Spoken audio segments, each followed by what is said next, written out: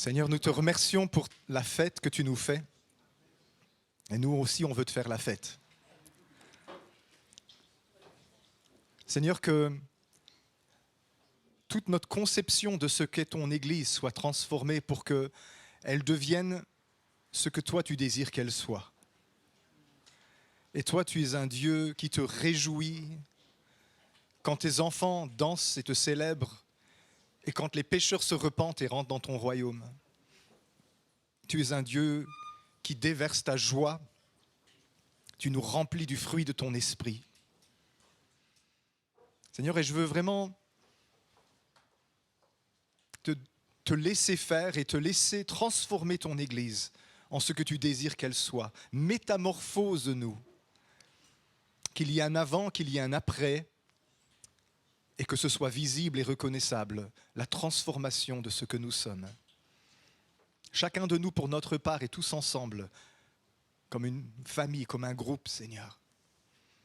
Nous t'ouvrons les portes de notre cœur. Parle-nous encore ce matin au travers de ta parole et qu'elle soit semée dans nos cœurs et produise un fruit abondant pour la vie éternelle. Amen. Ce matin, je vais prendre un texte dans l'évangile de Luc au chapitre 5 et on va lire les versets 27 à 39 de l'évangile de Luc chapitre 5. Oui. Alors, vous allez voir, je ne l'ai pas fait exprès, mais le titre de ce matin, c'est « Une fête avec Jésus au centre ». Alors, merci à tous pour votre participation, parce que si ça avait été un matin de deuil et de tristesse, ça n'aurait pas été avec mon message. Vous étiez inspirés, ou bien c'était moi qui l'étais, je ne sais pas. Après cela, Jésus sortit et il vit un publicain. Un publicain, c'est un collecteur d'impôts, nommé Lévi. C'est le même gars que Matthieu, c'est l'évangéliste Matthieu. Assis au lieu des péages, il lui dit « Suis-moi ». Et laissant tout, il se leva et le suivit. Lévi lui donna un grand festin dans sa maison, et beaucoup de publicains et d'autres personnes étaient à table avec eux. Les pharisiens et les scribes murmurèrent et dirent à ses disciples « Pourquoi mangez-vous et buvez-vous avec les publicains et les gens de mauvaise vie ?»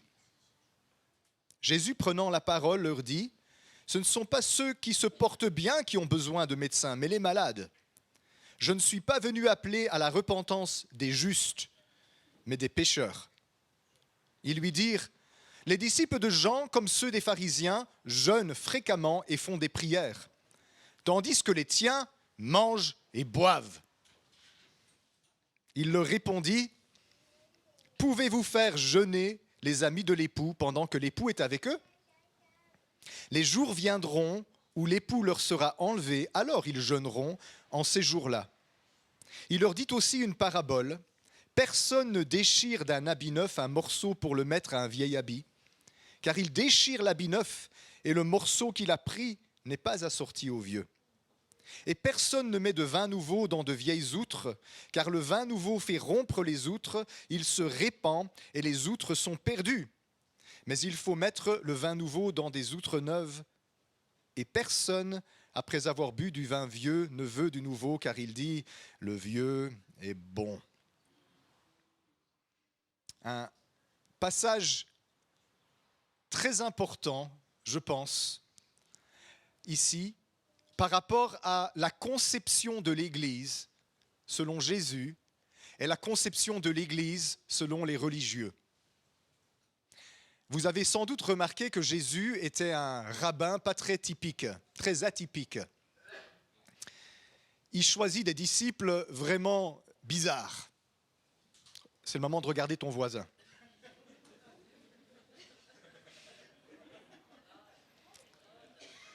Au lieu de prendre des intellectuels qui sont formés dans la Torah, il prend des pêcheurs qui sont sur le bord du lac de Tibériade et donc qui n'ont certainement pas grand-chose comme connaissance. Il prend un révolutionnaire, le Zélote, Simon le Zélote, c'est-à-dire une sorte de résistant qui assassine. Il prend un traître, voleur, Judas. Il prend peut-être le plus impopulaire de tous, le collecteur d'impôts, Matthieu Lévi, qui est devenu un des apôtres, il prend des disciples bizarres. Et ici, il choisit certainement le plus impopulaire des personnages du moment. Simon le Zélote, on l'aimait bien parce que c'est le résistant. Les pêcheurs qui apportent le poisson, on les aime bien. Ils font partie de... c'est le prolétariat, c'est le PTB. Ils sont là, en force. Judas, on ne savait pas encore de quel bois il chauffait. Mais celui, certainement, que tout le monde a dû se dire, lui, c'est celui-ci, Matthieu Lévi. Il était assis au bureau des péages et Jésus passe devant et il lui dit simplement 2 mots, « Suis-moi ». Et voyez-vous la réaction de Matthieu, de Lévi, c'est comme s'il n'attendait que ça. Il ne discute pas, il ne dit pas où on va, il ne dit pas t'es qui, il ne dit pas tiens le bureau, garde l'argent, je reviens plus tard. Il se lève, il laisse tout, la Bible elle dit, verset 28, et laissant tout, il se leva et le suivit. C'est complètement dément parce qu'il est responsable de son bureau de péage. Et à l'époque, ce n'était pas comme maintenant, des bureaux de péage fermés, des bureaux carrément. C'était une table. Alors vous imaginez, les passants peuvent venir se servir après ça. Tu viens donner ton impôt, maintenant tu vas le rechercher. Et lui, on dirait presque qu'il n'attendait que ça, que quelqu'un le considère et voit derrière sa situation de collaborateur avec les Romains. Parce qu'au fond de son cœur, il se disait, c'est mon métier, ce n'est pas un métier populaire, mais moi je n'attends que ça, que Dieu m'appelle. Et certainement qu'il y a dû avoir beaucoup de rabbins qui ont détourné les yeux quand ils sont passés devant lui, parce que c'était un collabo. Mais Jésus le regarde, et Jésus ne regarde pas les apparences, il regarde le cœur et il dit « Suis-moi ». Et aussitôt, il laisse tout. Alors le gars, il est dans une grande, grande joie. Certainement qu'il attendait ça depuis longtemps. Et donc du coup, il se dit « On va faire la fête ». Et au verset 29, il lui donna un grand festin dans sa maison. C'était un homme riche. Les collecteurs d'impôts se servaient souvent dans la caisse. Les collaborateurs ont toujours quelques rémunérations supplémentaires. Et donc, il fait un grand festin dans sa maison et il invite tout plein de ses copains, donc d'autres collabos. Vous imaginez la scène ? C'est une concentration de personnes détestées, là. Vraiment. Tous les gens qu'on déteste le plus sont dans la même maison, avec Jésus et ses apôtres, en train de faire la fête. Et alors il dit beaucoup de publicains, et d'autres personnes étaient à table avec eux. C'était certainement pas des gens bien. Parce qu'à cette époque-là, c'était un vrai délit de s'associer à des gens comme ça. Dis-moi qui tu hantes et je te dirai qui tu es. Tu manges avec un collabo, tu es un collabo. Et donc c'est sûr que toute cette bande-là à table, c'était peut-être sa famille proche, mais c'était aussi tous ses potes qui étaient aussi peu convenables que lui. Mais c'est une repentance joyeuse. Ici, Jésus vient d'appeler quelqu'un qui vit dans le péché, dans le mensonge, qui collabore avec les Romains qui ont envahi cette région. Et sa joie est tellement grande que quelqu'un enfin l'a regardé et a vu derrière ses apparences.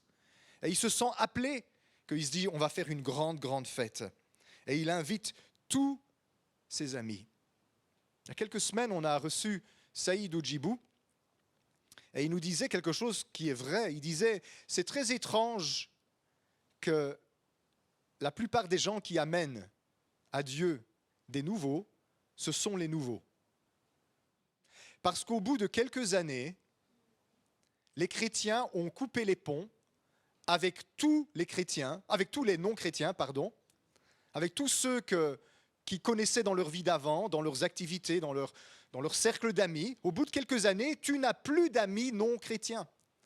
Et donc du coup, Dieu il se dit, si je dois évangéliser au travers de toi, je dois évangéliser au travers de toi dans les premières années de ta conversion, parce que cette église va te couper de tous tes contacts non convertis, et puis qu'est-ce que tu vas évangéliser les autres chrétiens ? Et donc du coup, ce qu'on voit, c'est que les nouveaux convertis convertissent beaucoup de gens très rapidement, et puis après ça s'arrête. Et vous avez peut-être remarqué dans votre propre vie un déclin de votre témoignage et de votre évangélisation, parce qu'au fur et à mesure, vous avez abandonné les relations avec les gens du monde et vous avez commencé à vous faire de nouveaux amis. Alors il y a une période de transition très difficile. C'est la période de transition où tu n'as plus d'amis dans le monde, parce qu'ils t'ont tous tourné le dos, mais tu n'as pas encore d'amis parmi les chrétiens. On se sent très seul dans ces moments-là, hein. Beaucoup de personnes m'ont parlé de cette phase-là très difficile, où on est entre les deux. Vous avez certainement remarqué, beaucoup d'entre vous, que dès que vous vous êtes convertis à Jésus, vous avez perdu instantanément tout un pan de vos relations, plein d'amis qui vous ont tourné le dos. Je crois toujours, je l'avais prêché en 2015, mais je crois toujours que les chrétiens, on a besoin de faire un effort pour être en contact avec des non-chrétiens. Et donc, on doit avoir des activités qui nous permettent d'être en contact avec des gens qui ne sont pas sauvés. Et si vous n'en avez pas, vous devez vous en inventer. Allez à un club de peinture, d'écriture, de poésie, de sport ou n'importe quoi, vous en trouverez. Si vous voulez évangéliser, vous devez aller là où les gens ne le sont pas encore. Mais vous avez immédiatement ici, à cause de ce qui est en train de se passer avec Lévi, une réaction terrible des religieux. Les pharisiens et les scribes, la Bible dit au verset 30, murmurèrent, c'est même une traduction un peu légère, c'est beaucoup plus lourd que ça, c'est critiquer avec virulence quand même, c'est pas juste murmurer, c'est pas juste un peu se plaindre, c'est critiquer. Et ils dirent aux disciples, pourquoi mangez-vous et buvez-vous avec les publicains et les gens de mauvaise vie? Et vous avez donc là ici deux conceptions de ce que c'est que l'Église. Vous avez la conception religieuse où on avance par exclusion. On exclut les gens. Tous ceux qui ne sont pas comme nous, tous ceux qui ne nous ressemblent pas, tous ceux qui ne sont pas encore suffisamment saints, on les exclut, on les repousse parce qu'on veut former au milieu de nous un club d'amis sanctifiés, mais en réalité, on ne l'est pas forcément, on est juste des hypocrites qui faisons semblant de l'être comme eux, parce qu'on vient à l'église avec notre grand sourire, mais à l'intérieur, il y a autant de problèmes dans l'église qu'il y a dans le monde, vous savez. Autant. Parfois, il y a de pires problèmes dans les églises qu'il n'y a dans le monde.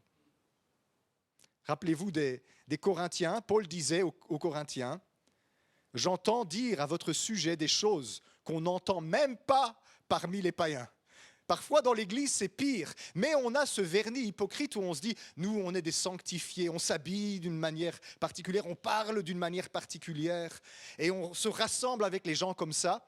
Et vous avez peut-être remarqué, ça vous est sans doute arrivé à un moment donné ou à un autre, quand quelqu'un vous a vu avec quelqu'un qui n'était pas sanctifié suffisamment, on a dit du mal de vous. Mauvaise compagnie corrompt les bonnes mœurs. Mon avis, il était en train de filer du mauvais coton. Je l'ai croisé là-bas, il était en train de se promener avec quelqu'un d'un peu bizarre. La même attitude se retrouve dans l'Église. Oui, plusieurs fois quand j'étais jeune converti, j'ai eu des avertissements. Fais attention, fais attention. Si tu fréquentes les gens que tu connaissais avant, ils vont te déconvertir. Mais moi, au début, quand je me suis converti, j'avais envie de partager ce que j'avais vécu avec tout le monde. Et c'était une démarche d'évangélisation. Mais j'ai écouté les gens qui m'ont dit « coupe avec eux ». Parce qu'ils vont avoir une mauvaise influence sur toi, ils vont te ramener dans le mal.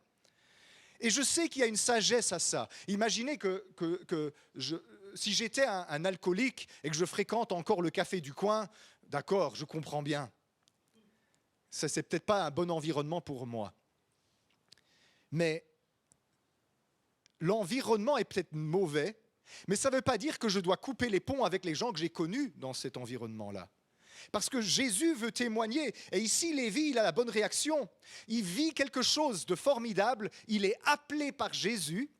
Tellement il a de joie, il fait venir tous ses copains collabos. Ça, c'est l'Église telle que Jésus la voit.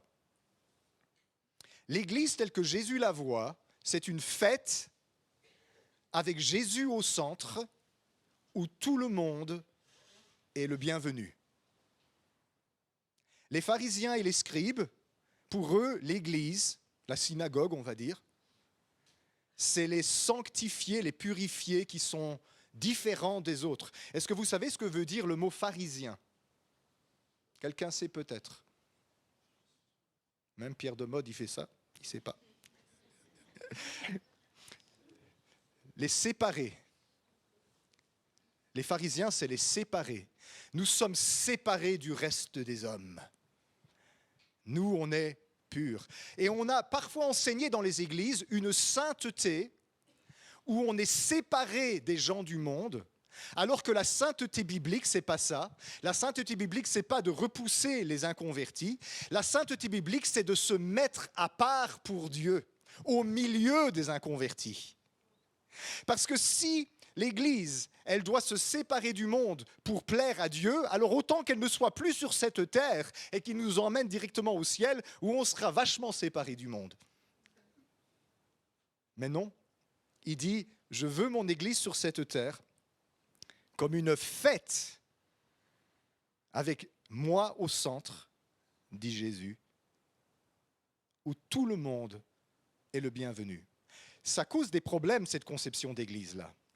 Parce qu'évidemment, si on réfléchit et qu'on change la vision de l'église pour qu'elle devienne une fête avec Jésus au centre et tout le monde y est convié, on va avoir beaucoup de problèmes, beaucoup de soucis, on va avoir beaucoup de choses à régler, beaucoup de personnes à aider. Le réveil, ça fait beaucoup de bruit et beaucoup de linge sale à laver, hein. Mais c'est ce genre d'église que Jésus veut. Il est en train de se passer ici dans ce texte un réveil. En un instant, Jésus il a dit 2 mots et il y a un groupe de collabos qui sont autour de lui à table pour une réunion fondement de la foi. Je ne sais pas si c'est ça qu'il faisait, mais c'est ce que je ferais à sa place. Et Jésus, il est en train de regarder ça et ça lui fait plaisir. Je suis venu pour les malades. Je ne suis pas venu pour les bien portants. C'est un peu sarcastique ce qu'il dit là parce que les pharisiens et les scribes ne sont pas bien portants. Oh, peut-être bien portants comme ça, mais ils ne sont pas bien portants. Ce sont des malades qui ne savent pas qui ils sont, ce sont des propres justes. Et nous, on peut avoir, au fil du temps, cette tendance d'oublier que nous aussi, nous étions des pécheurs. Et si nous sommes honnêtes, nous le sommes encore passablement dans nos mauvais moments. Mais on a cette idée que l'on doit couper les ponts avec les gens qui ne sont pas comme nous.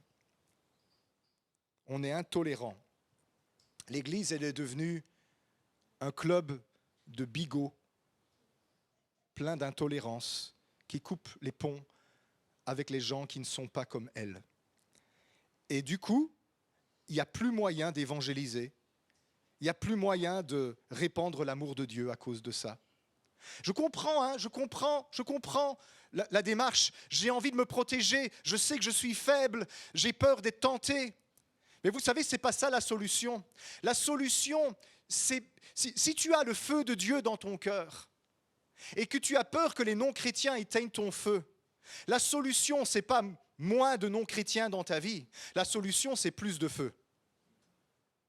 Si ton cœur brûle pour Jésus, tu peux te mettre au milieu d'une foule de 1000 non-chrétiens, c'est toi qui vas les mettre en feu, ce n'est pas eux qui vont t'éteindre.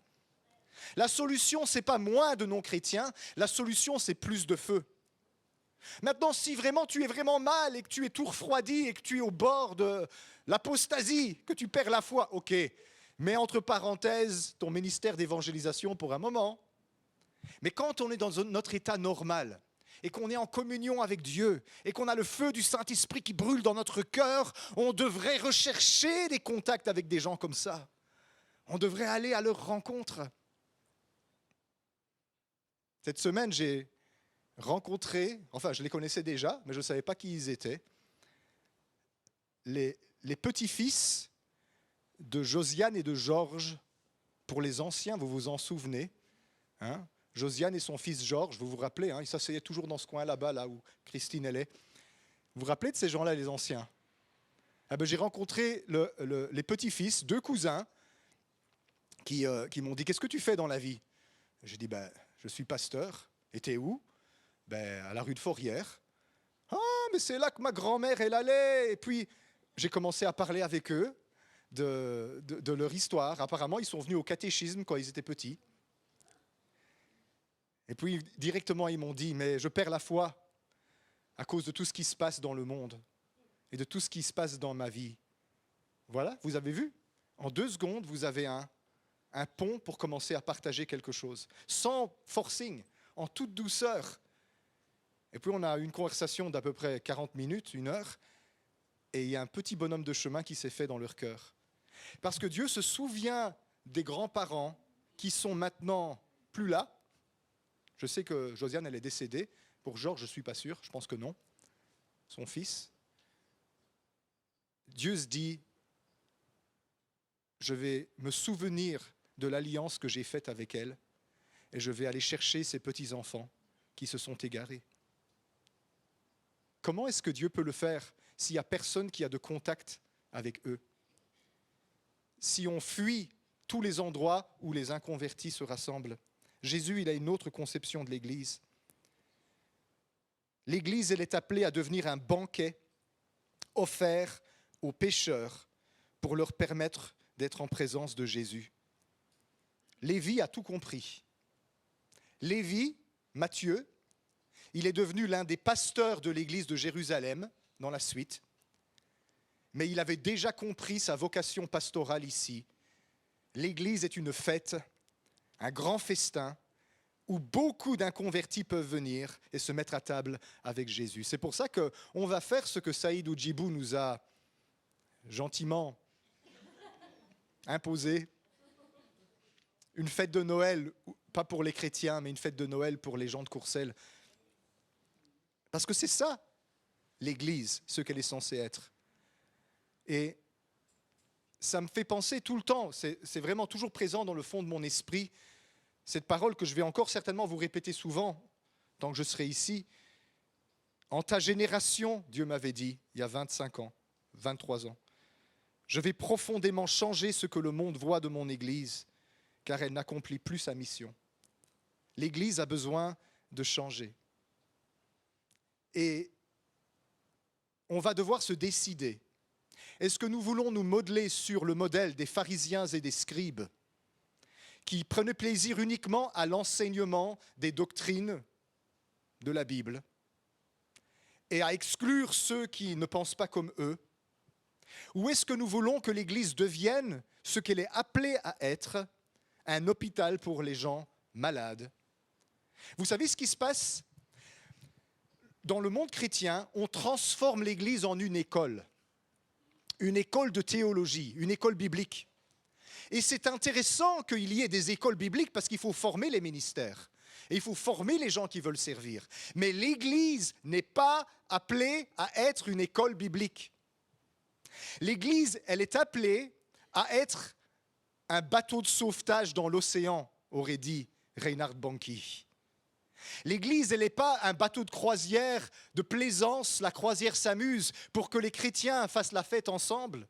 L'Église est un bateau de sauvetage dans l'océan qui fait briller une grande lumière où tout le monde est appelé à entrer. Je crois que dans les temps qui sont devant nous, dans cette saison qui est devant nous, Dieu va mettre dans les cœurs de nous, les chrétiens de Courcelles, une passion pour les âmes comme jamais auparavant. Et il va nous faire prendre conscience de l'importance de notre témoignage et de l'évangélisation, pour que cette dimension-là, vraiment, définisse notre identité locale. On doit accepter un changement de saison.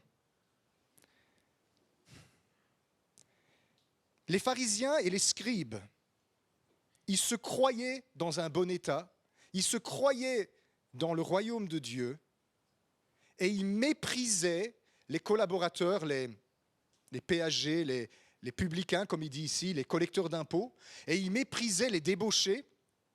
Et un jour, Jésus leur a dit une parole, mais choquante, décapante. Il s'adressait aux pharisiens, il leur a dit, les prostituées et les collecteurs d'impôts vous devanceront dans le royaume de Dieu. Pourquoi? parce que Dieu n'aime pas les pharisiens et les scribes. Non. Mais parce que les collecteurs d'impôts et les prostituées savent que leur vie n'est pas en ordre avec Dieu et qu'ils pêchent. Mais les pharisiens et les scribes, ils pensent que leur vie est en ordre avec Dieu et donc ils sont aveugles à leur état. Du coup, ils sont encore plus loin du royaume de Dieu que les prostituées et les collecteurs d'impôts. Dieu aime, écoutez, Dieu aime les pécheurs. Dieu aime les prostituées, les drogués, les sans-abri. Dieu aime les débauchés, les meurtriers, les fraudeurs, les voleurs, les menteurs, les politiciens corrompus. Dieu les aime. Je sais bien, vous ne les aimez pas. Mais si vous votez, de toute façon, quasiment la totalité des gens pour qui vous pouvez voter, c'est des gens comme ça. Allez, sauf exception. Je ne dirai pas de couleur. On vit dans un monde plein de corruption. Et on a tendance, si vous regardez le mécontentement au milieu de notre population belge ces dernières années pendant la pandémie, nous avons tendance à stigmatiser, à insulter, à rejeter les figures d'autorité qui sont autour de nous dans la société, et on les appelle toutes sortes de noms. On met nos gilets jaunes et on proteste contre le gouvernement. Et nous ne nous rendons pas compte que les mêmes mots qu'il y a dans leur cœur habitent aussi les nôtres. Et qu'on n'est pas forcément mieux qu'eux. Mais Dieu, il aime ces gens-là. Vous savez, Dieu, il aime Elio Di Rupo. Oui, à part son papillon, nœud papillon, ça je crois qu'il n'aime pas, mais le reste. Dieu, il aime Elio Di Rupo. Et quelle est la volonté de Dieu pour Elio Di Rupo? Qu'il vienne à Jésus, qu'il ait la vie éternelle et que ses péchés soient effacés. C'est ça que Dieu veut. Dieu, il aime. Comment est-ce qu'il s'appelle le gars qui crie toujours au Parlement là Ah, vous le connaissez, hein? Bizarre, hein? Vous connaissez celui-là, on est à Charleroi quand même. Dieu, il aime. Dieu, il aime ces gens-là. Dieu, il aime Paul Magnette. Dieu, il aime Caroline Taquin ici. Il les aime. Mais nous, on a tendance à repousser tous ces gens-là et on ne se rend pas compte que ce sont des personnes que Dieu appelle aussi. Parce que c'est des figures comme ça. Matthieu Lévy, là, le gars qu'on a appelé ici pour être un de ses disciples. Imaginez un petit peu qu'une de ces personnes-là se convertisse et devienne un disciple de Jésus. Vous imaginez l'influence? Vous imaginez l'influence? Quand la maman de Justin Bieber, pour ceux qui ne connaissent pas, c'est que vous êtes trop vieux, priait pour la conversion de son fils et qui vivait tout plein de sales coups, il faisait n'importe quoi, ivre, drogué, couchait partout, faisait toutes sortes de choses stupides, il était dans tous les tabloïds. Elle priait, elle priait. Elle est allée à l'église de Toronto, Airport Christian Fellowship à Toronto, et elle a prié avec les pasteurs de là-bas pour la conversion de son fils, et elle a eu une prophétie de quelqu'un qui lui a dit « Ton fils, Dieu va en faire une image qui va devenir grande, et puis quand il sera à l'apogée, Dieu va l'amener dans le royaume pour que son influence rayonne et que beaucoup de personnes viennent à Christ au travers de lui. » C'était impossible. C'était impossible à concevoir, mais ça s'est produit.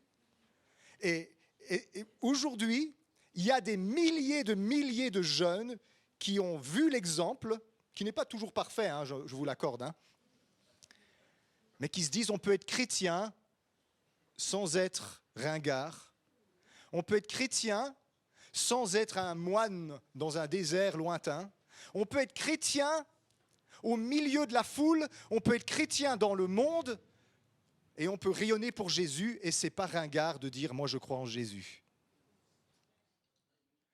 Le courage de ce garçon-là, il a tous ses fans qui aiment sa musique païenne. Et en plein concert, il est capable de dire « on va s'arrêter parce que je voudrais qu'on prenne un instant pour glorifier le Sauveur du monde, Jésus-Christ. » Est-ce que nous, on oserait ne fût-ce que dire le 10e de ça devant nos collègues au travail? Vous savez, l'industrie d'Hollywood et tout ça, vous faites un faux pas, vous mettez une gifle à quelqu'un qu'il ne faut pas. Je voudrais les vérifier si vous suivez la culture. Vous êtes persona non grata, c'est fini pour vous, banni d'Hollywood pendant 10 ans. Tu dis à Hollywood que tu crois en Jésus, on te désinvite de tout. Hein.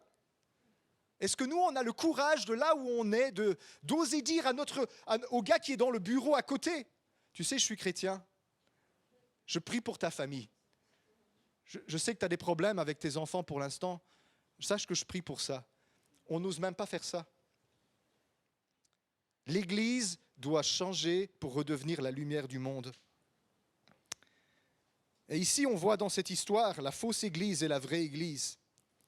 La fausse Église, c'est ces pharisiens et ces scribes qui détestent Jésus et qui vont maintenant contre-attaquer, parce que Jésus leur dit, ce sont les malades qui ont besoin du médecin, je suis venu appeler des pécheurs à la repentance, pas des propres justes.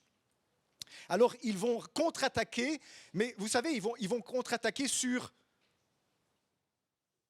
des choses qu'ils ont repérées et qu'ils estiment pas être en accord avec leur doctrine et avec leur pratique. Ils vont dire au verset 33, les disciples de Jean-Baptiste, comme ceux des pharisiens, c'est-à-dire les nôtres, jeûnent fréquemment et font des prières, tandis que les tiens mangent et boivent. C'est un peu comme ils disent, nous sommes mieux que vous. Parce que nous, on fait des machins religieux. Les pharisiens, ils jeûnaient le mardi et le jeudi. Ils étaient obligés, les pharisiens, de jeûner le mardi et le jeudi, et ils prétendaient respecter les 613 commandements de la loi de Moïse. Et il y a des commandements de fous. Hein. Il y a un commandement qui dit que tu ne peux pas transpirer quand tu t'approches de la maison de Dieu. Alors ce matin, vous êtes tous dans le péché. Il y a un commandement qui dit que tu ne peux pas mettre un caleçon fait avec des tissus composés de plusieurs fibres différentes. Je suis sûr que vous êtes tous dans le péché, là aussi. Sauf Pierre qui n'a pas mis de caleçon, comme d'habitude. 613 commandements, plus juste que tous les autres. Et ils faisaient tous ces efforts pour essayer de se relier avec Dieu. Mais l'Église, ici, on la voit apparaître. L'Église, c'est, j'ai été appelé, Jésus m'a dit, suis-moi. Et je suis allé à la fête avec lui. Et j'ai appelé tous mes potes, pécheurs comme moi, pour faire la fête avec Jésus. Et Jésus leur dit au verset 34, « Pouvez-vous faire jeûner les amis de l'époux pendant que l'époux est avec eux ?» Vous voyez, il parle directement de l'époux. Ça veut dire que Jésus, il conçoit cette réunion chez Matthieu Lévy comme un repas de noces. Pour Jésus, l'Église, c'est un banquet de noces autour de l'époux où on lui fait la fête et où on convie tout le monde. Ça, c'est l'Église et ça doit rentrer dans notre tête. L'Église est une fête. Tiens, Maria Sol, elle disait il n'y a pas longtemps que ta volonté soit faite. Sa volonté, c'est la fête. Elle commence ici-bas et elle se poursuit dans l'éternité pour la plus grande fête de tous les temps, quand des milliards de personnes se tiendront devant Dieu dans la gloire et feront la fête à l'agneau. Vous imaginez ce jour-là, ce que ça va être ? Quand à perte de vue, les voix vont s'élever, chantant un chant que nul ne connaît sinon eux, seuls. Et ils rendront gloire et ils célébreront celui qui leur a donné la victoire. Ça doit commencer ici-bas. Il faut vous entraîner, hein, parce que si vous ne vous entraînez pas ici-bas, vous allez vite être épuisé là-haut, hein, ça ne va pas aller. Il faut commencer ici. Il y en a, ils vont être là-haut. Qu'est-ce qui se passe ? Oh, agoraphobie, j'ai peur de la foule. C'est le moment de s'entraîner à faire la fête à Jésus. Tout doit être réorganisé autour de cette conception-là de l'Église. Et je ne passe pas seulement de danser et de crier, tout ça, c'est bien ça. Mais un endroit qui attire, un endroit plein de joie, un endroit où on convie les gens. Il y a des choses que nous faisons et que nous disons au milieu de nous qui mettraient très mal à l'aise les inconvertis qui viendraient parmi nous. Et ce n'est pas forcément les choses que l'on croit. Il y a des fois, c'est tout notre patois de Canaan et nos maniérismes bizarres, évangélico-charismatico, pentecôtisto, bizarres. Ça, les gens, ils se disent, mais c'est quoi ? Ils sont bizarres, ces gens-là. Mais vous savez, faire la fête, chanter et danser, ça ne choque pas les gens. Ça choque les gens que ce soit à l'église. Mais ça ne choque pas les gens Les gens, ils disent, ah, j'en ai eu plusieurs depuis quelques années. J'ai entendu qu'ils disent, oh, mais moi je ne savais pas que l'église chrétienne c'était comme ça. Parce qu'ils ont l'idée de, voilà, c'est la maison de Dieu. Il faut être solennel. Dieu, il dit que ma maison soit remplie de tout le monde. Allez les chercher dans les ruelles, dans les avenues et amenez-la, que ma maison soit pleine parce que c'est un festin de noces. C'est une fête et je serai au centre. Jésus a commencé directement son ministère en disant qu'il voulait la fête. Son premier miracle n'était pas de guérir un malade. Son premier miracle, c'était de faire du vin. Et ça devrait nous faire réfléchir. J'attendais que tu dises Amen, Pierre. Vous imaginez ce qui se passe ici? Le Messie qu'ils attendent est au milieu d'eux, en train de faire un réveil avec les collecteurs d'impôts qui sont en train de changer de vie. Et eux, ils sont en train de râler, de les accuser, de les cribler d'insultes et de reproches, alors qu'ils devraient être dans la joie. Mes amis, il y a une réforme, une révolution qui doit venir pour l'Église en Occident.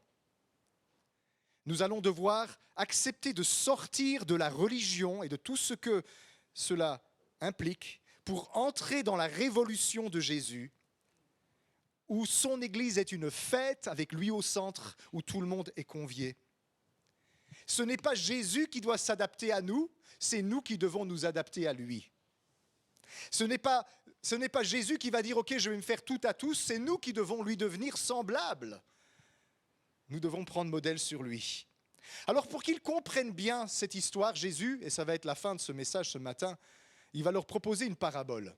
La parabole ne peut pas être comprise si on ne lit pas ce qui précède. Souvent on la prend à part, mais versets 36 à 39, « Personne ne déchire d'un habit neuf un morceau pour le mettre à un vieil habit, car il déchire l'habit neuf. Et le morceau qu'il en a pris n'est pas assorti au vieux.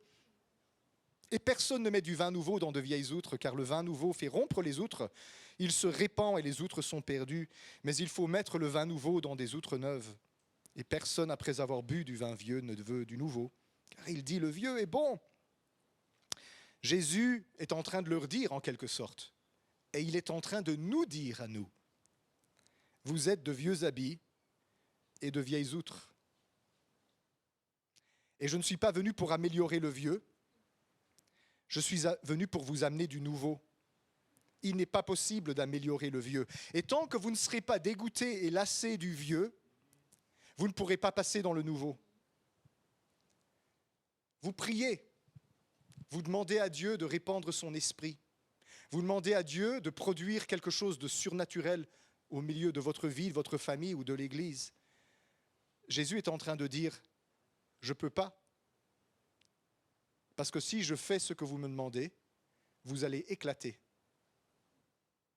Qu'est-ce qui se passe quand on coud un morceau de vêtement, un morceau de tissu neuf sur un vieil habit? La première lessive, les couturières savent bien. Le nouveau tissu va rétrécir à la première lessive. Et il va déchirer le vieux tissu qui a déjà été lavé plein de fois. Et le trou sera encore pire. Qu'est-ce qui se passe quand on met du vin nouveau dans des vieilles outres? Vous connaissez bien cette histoire.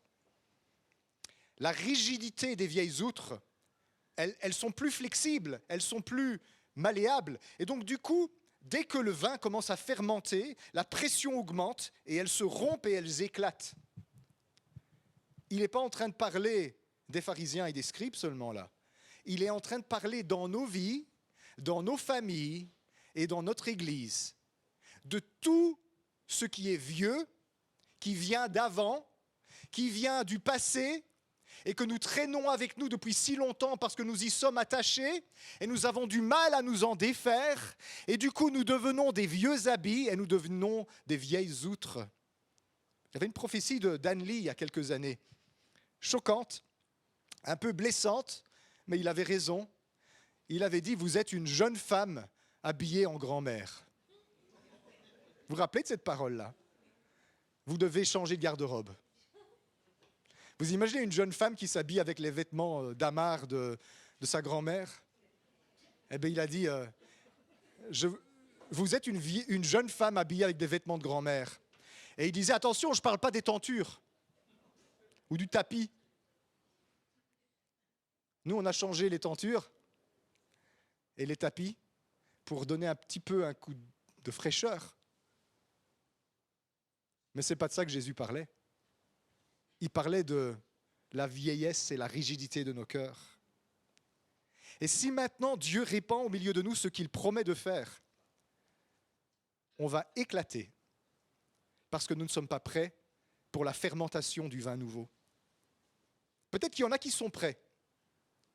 Peut-être. Peut-être que ceux qui se croient prêts le sont le moins. On doit tous se remettre devant Jésus et revoir nos attentes et notre conception de l'Église. Pourquoi est-ce qu'on vient ici tous les dimanches matins? Pour notre dose hebdomadaire de religion? Pourquoi est-ce qu'on vient le dimanche matin? Chacun de nous, on doit se demander ça. Qu'est-ce que je viens faire là-bas? Quel est le but que je poursuis? Est-ce que je le fais parce qu'on m'a enseigné qu'un chrétien va à l'église? Mais l'église, ce n'est pas un bâtiment. L'église, c'est une fête avec Jésus au centre où tout le monde est convié. Ça peut prendre beaucoup de formes différentes de ce machin que nous faisons ici tous les dimanches, en ordre, annonce, louange, sainte scène, prédication, envoi, bénédiction. Jésus n'a jamais dit que c'était ça que ça devait être. L'Église peut être révolutionnée et devenir autre chose. L'Église, le centre de ce que c'est que l'Église, c'est la présence de Jésus-Christ qui attire tous les hommes à lui. Ça, c'est l'Église. Là où Jésus-Christ est et il attire les gens à lui, et où quelque chose se passe dans son royaume, ça, c'est l'Église. Il suffit d'avoir 2 ou 3 personnes pour que ce soit l'Église. Jésus veut que notre rigidité s'en aille et qu'on devienne plus docile, qu'on soit renouvelé, qu'on vive un véritable réveil personnel.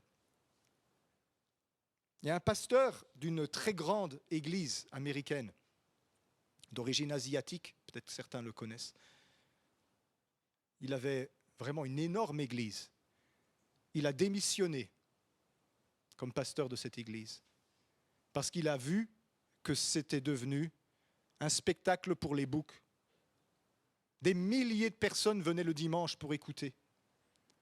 Et il a toujours prêché avec son cœur, ce monsieur-là. Mais il prêchait et ça ne faisait rien. Parce que l'Église n'était pas lumière du monde et celle de la terre. Elle n'allait pas à la rencontre des perdus. C'était un club de partisans de Jésus qui aiment bien se sentir bien au milieu de la louange. Ah, j'ai ma dose. J'ai ma dose. Et on voit quand vous avez votre dose. Hein. Il y en a ici, on s'assoit, ça y est, c'est fini, et maintenant on regarde la montre. J'ai eu ma dose. J'ai eu ma dose. C'est pas ça l'Église. Nous ne sommes pas prêts, mais nous avons besoin de nous apprêter parce que ça va venir vite. Il y a un vin nouveau qui va être répandu sur la terre. C'est ce qui va suivre toute cette crise mondiale que nous sommes en train de traverser. Politique, économique, sanitaire. Nous sommes dans un temps de grande crise mondiale. Mais quelque chose de l'Esprit de Dieu va se répandre au milieu des nations. Puissant, différent de tout ce qu'on a déjà vu. Alors ne vous dites pas, je sais à quoi ça va ressembler. Vous n'y êtes pas préparés. Personne n'est préparé pour ça. Tout le monde est surpris quand Dieu fait irruption. Mais Dieu va faire quelque chose de grand au milieu des nations de la terre. Et il va engranger sa moisson. Toutes ces âmes qui n'attendent que ça, comme Matthieu Lévy, assis à la table de collecteurs d'impôts, et qui attendent que simplement que quelqu'un dise « Suis-moi ». Ça ne prend pas grand-chose. Hein. Jean-François, tu te souviens? Jean-François, il frappe à la porte de Maria un matin. Je ne sais pas, il cherchait un prétexte pour aller parler avec Maria. Il avait 2 Bibles à la maison, alors il voulait lui en donner une des 2. Et Maria lui a dit « Suis-moi ». C'est ça que tu as dit, hein, enfin, avec d'autres mots. On va au culte demain matin. Elle a dit, soit à 9h, et viens à l'église avec nous. Il attendait que ça. Il attendait que ça. Ça prend pas grand-chose, hein. 2 mots de Jésus. Bon, hein, suis Jésus, d'accord, c'est vrai, mais viens, je vais à l'église demain matin, suis-moi. Tu sais, parfois, tu ne sais pas évangéliser. Parfois, tu ne sais pas quoi dire. Tu ne sais même pas quoi dire pour témoigner parfois. Mais il suffit de prendre quelqu'un et de le mettre en présence de Jésus. C'est tout. Je ne sais pas parler, je ne sais pas quoi dire, mais peut-être qu'il y a quelqu'un qui va pouvoir te parler. Ici, il n'y a pas un nouveau qui débarque sans qu'il ramasse 3-4 prophéties. Hein. Chaque fois, je vous vois là, vous allez parler, vous allez prier, et j'entends les témoignages. Oh, que j'ai été touché, que j'ai été touché. J'ai été touché. Souvent, je sais qui a prié pour toi. Je ne sais pas qui c'est. Je pense qu'il vient du Venezuela. Ou l'Équateur qui m'a dit, je ne sais plus quoi. Ah, je sais c'est qui. Et il suffit de prendre quelqu'un et de dire, tu ne veux pas venir avec moi? Il viendra avec vous, mais il ne viendra pas sans vous. On a besoin que notre intelligence soit renouvelée. On a besoin de devenir sensible et flexible à nouveau. Tout vêtement a été beau un jour. Et on ne doit pas cracher sur les vêtements d'hier en disant que c'était une erreur. Parce que ça avait son temps. Mais peut-être que vous êtes comme moi. Moi, je ne jette jamais mes vêtements. Jamais. Même quand il y a des trous dedans. Parfois, j'ai des chaussettes avec des trous, je vous confesse. Et je sais bien que je devrais les mettre à la poubelle, mais je les mets quand même à la lessive. Parfois, j'ai des vêtements qui sont déchirés, je cache bien le machin. Mais heureusement, Dieu m'a donné une femme qui jette tout. Régulièrement, j'ouvre ma garde-robe et je dis, mais ça fait longtemps que je n'ai pas vu cette chemise-là. Ça fait longtemps que je n'ai plus vu. Mais j'ai plus de caleçons. Mais qu'est-ce qui se passe? Elle jette tout. Ah oui, Ethan. Elle jette tout. Il suffit qu'il y ait un petit trou, poubelle. Voilà, pouf. Et moi, je suis capable de mettre des chaussettes avec des trous que mes orteils passent. Hein. Comme ça, je suis bien présentable. Hein. Mais vous verriez, si... J'évite de me retourner. Parce que je m'en fiche de ces choses-là. Mais il faut jeter les vêtements qui ont vieilli. Ou alors les mettre à terre, ou je ne sais pas quoi. Encore qu'ils méritent des vêtements de meilleure qualité que mes chaussettes à trous. Dieu veut qu'on jette nos vieux vêtements parce qu'il va nous en donner de nouveaux.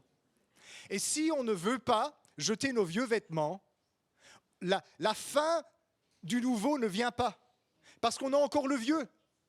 Quand ma garde-robe elle est pleine de vieux vêtements, je n'ai pas l'impression que je dois faire des courses. Mais quand ma femme est passée par là et qu'il ne reste plus que 3 chemises, je dis, OK, on va aller faire les courses. Vous voyez, c'est ça. Si on ne fait pas une démarche volontaire de nous débarrasser des choses qui ont vieilli et qui n'ont plus besoin d'être là maintenant, le vide n'est pas là.